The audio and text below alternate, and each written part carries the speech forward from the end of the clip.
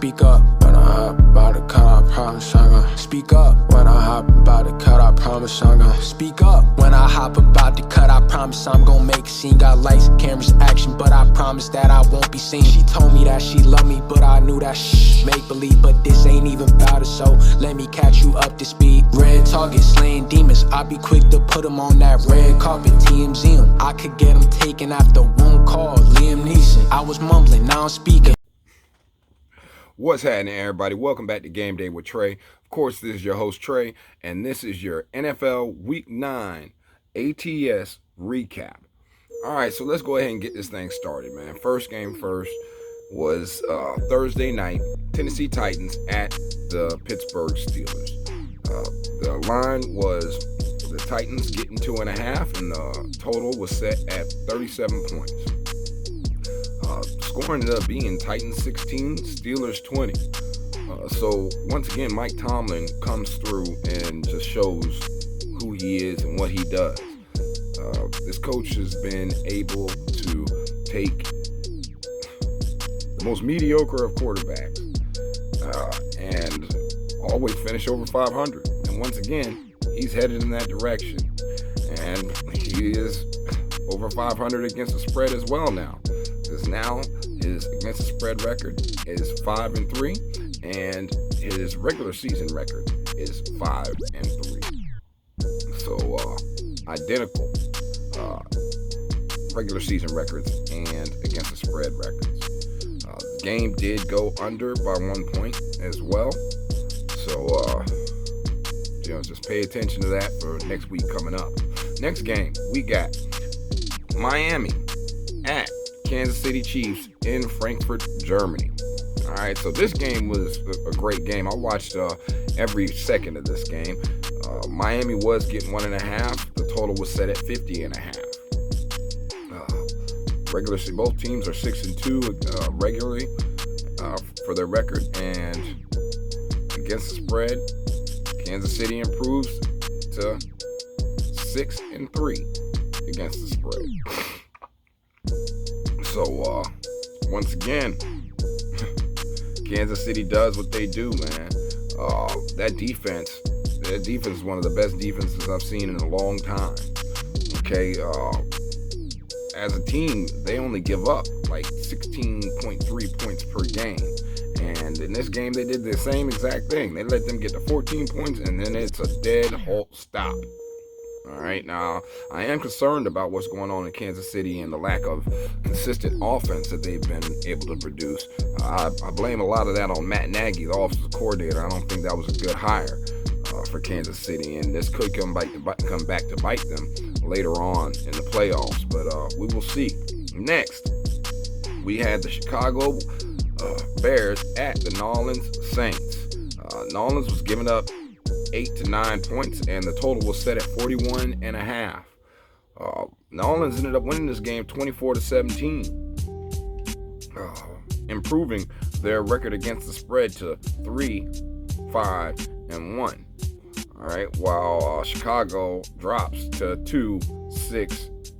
I'm sorry. New Orleans ended up being 2-6-1, so because they didn't cover the spread, and their Chicago ended up improving to 3-5-1 against the spread. So now New Orleans is officially 5-4 with the regular season record, whereas Chicago falls to 2-7. And next week they got another NFC South opponent, the Carolina Panthers, on Thursday night. So you be on the lookout for that video. The game did go. It pushed. But on the total. Anyway, on to the next one. We got Arizona Cardinals at the Cleveland Browns.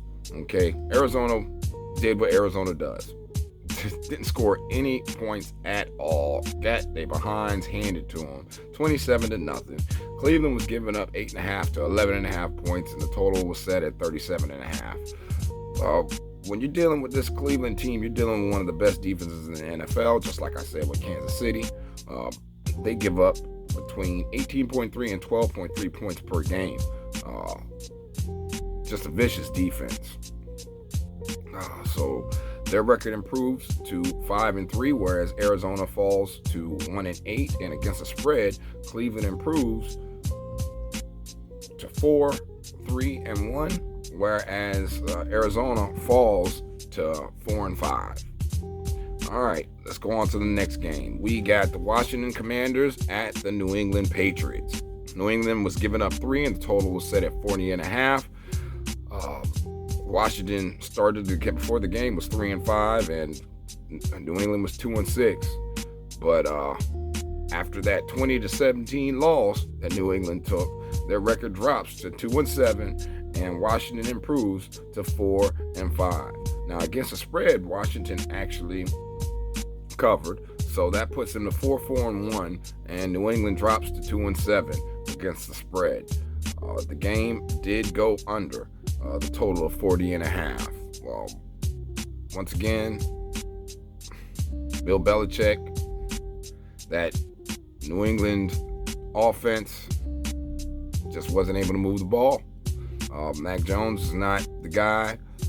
We already knew he's not the guy, and it just gets proven more and more every week. All right, next game, we have the Tampa Bay Buccaneers at the Houston Texans. The line was set at Houston by 3 to 2.5, and the total was set at 39.5 to 40. And this game went to the sun. That's right. The total, it went way past the total. Houston ended up winning 39 to 37. Last second, 49 seconds. And CJ Stroud just doing exactly what I said a few weeks ago. A few weeks ago, I came on here and I said CJ Stroud's the best quarterback in this quarterback draft. And once again, he's proven it. He throws for a rookie record, 470 yards, 5 touchdowns, no interceptions against the Tampa Bay Buccaneers with a 49-second comeback at the last second. So Houston improves their regular season record to 500. They're 4-4 now, whereas Tampa falls to 3-5. Against the spread, Tampa is now 4-4 against the spread, whereas Houston is 5-3 against the spread. This was the first game that Tampa did not cover on the road, so now they're 3-1 on the road. And just like I said, this game went to the sun. So a lot of scoring in this game. No way Tampa should have allowed a loss at that with that many points scored by the offense. It was just a complete dismantle of the Tampa Bay defense and their corners. Tampa Bay corners graded out as the worst corners in the NFL on the week with an average grade of below 50. All right, PFF. Horrible. Next game, we got the LA Rams at the Green Bay Packers. Green Bay was giving up 3, and the total was set at 38.5. Regular season record, Rams was 3-5, and Green Bay was 2-5, but Green Bay ended up winning 20-3, and that was because Matthew Stafford did not start this game. They did come in this game with a backup quarterback, so pretty much knew that Green Bay was going to win this game, right, and cover. This was actually one of my dead bowl locks of the week last week. So the Rams fall to 4-1 against the spread, whereas Green Bay improves to 4-4 against the spread. This game did go under. Next, we have the Seattle Seahawks at the Baltimore Ravens. Baltimore was giving up 6 to 5.5 points. The over-under was set at 44.5. Seattle came in this game 5-2, and Baltimore was 6-2. So this was supposed to be a epic battle between NFC and AFC contenders for the for the Super Bowl. Well, we ended up seeing Seattle get their behind handed to them. They lost 37-3. All right. So Baltimore did cover. They improved their record against the spread to 6-3, whereas Seattle falls to 4-3-1, and the game did go under. Next, we have the Minnesota Vikings at the Atlanta Falcons. All right, the line was Atlanta by 3.5 to 4 points. Total was set at 37.5. regular season records. Both of them came in this game 500, and somebody had to go below 500, and that would be the Atlanta Falcons, because they lost 31-28 at home to a Kirk Cousins-less Minnesota Vikings.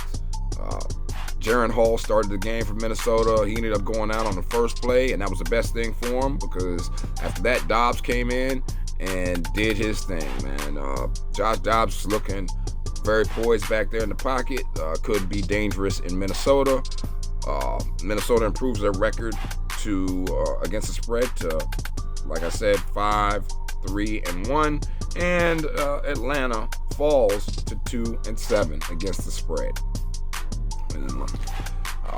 Wow.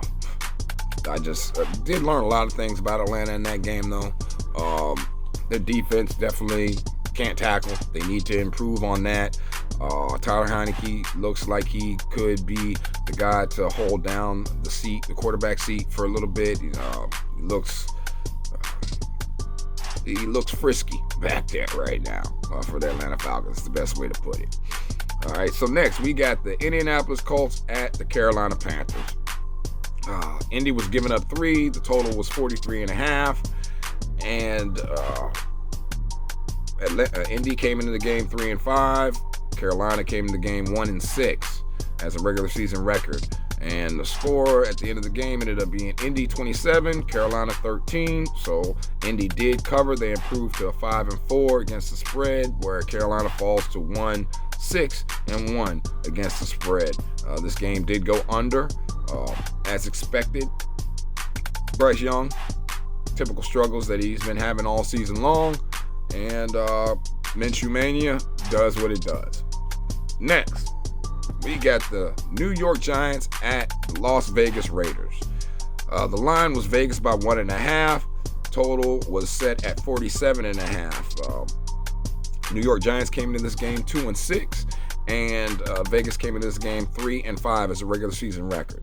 Well, Giants ended up falling 30-6. So as a regular season against the spread record, the Giants ended up falling to 2-6-1, and Vegas improves their record to 4-5 under their new head coach Antonio Pierce. Game did go under, and Antonio Pierce is doing what he's supposed to do. He's getting the ball to his playmakers. The same thing Josh McDaniels should have done. Just more proof that the Patriot way does not translate outside of New England.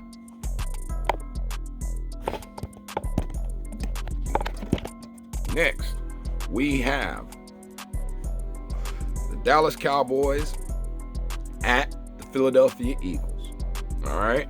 Philly was giving up 3. The line was set, or total was set at 46.5. Dallas came in this game 5-2, and Philly came in this game 7-1 as a regular season record. Well, Dallas ended up falling, as we all knew they would, 28-23. Philly covers, and it goes over the total. So Dallas improves, or not Dallas improves, Philly improves to 8-1 against the spread. 5-2-2 against the spread. And Dallas ends up falling to 5-3 against the spread. This game came down to the last seconds. Once again, Philly just does what Philly does to Dallas, man. All right, I understand that Dallas or Dak Prescott has owned Philly, but that's without Jalen Hurts and without all the weapons that they've had. And they put together a collection of weapons they put together over there, man. Right now, Philly is struggling a lot because they've got the new offensive coordinator and new defensive coordinator. Losing Shane Steichen really did hurt them. And I believe that if they don't figure out some things soon, it could come back to bite them in the playoffs. But at the end of the day, we shall see. They are obviously one of the best teams in the NFL, and a team that is to be reckoned with. All right, next we got the Buffalo Bills at the Cincinnati Bengals. The line was Cincinnati by 2. Total was set at 50.5. Both of these, Buffalo came into this game 5-3, whereas Cincinnati came into this game 4-3 as a regular season record. And Cincinnati ended up winning 24-18. They cover the spread and the game goes under. So Buffalo falls to 3-6 against the spread, and Cincinnati improves to 4-3-1. Now, all the fortunes in Cincinnati have changed since Joe Burrow has gotten back. We knew that was going to happen, and it's playing out exactly the way we knew it was going to happen. Joe Burrow is Joe Cool. That man gets in the game, and it is what it is. He dishes that ball, and players rally around him, man. So, and Josh Allen, he just does what Josh Allen does. We know the Buffalo offense is inconsistent. We know that they don't know when to pass or when to run, and they don't know how to run. They choose to run with the quarterback a lot of times and put a lot on Josh Allen, which in the end comes back to bite him. All right, it is what it is on that one, man. We knew Joe Burrow was going to win that game. Now, let's get to the next one and the last one.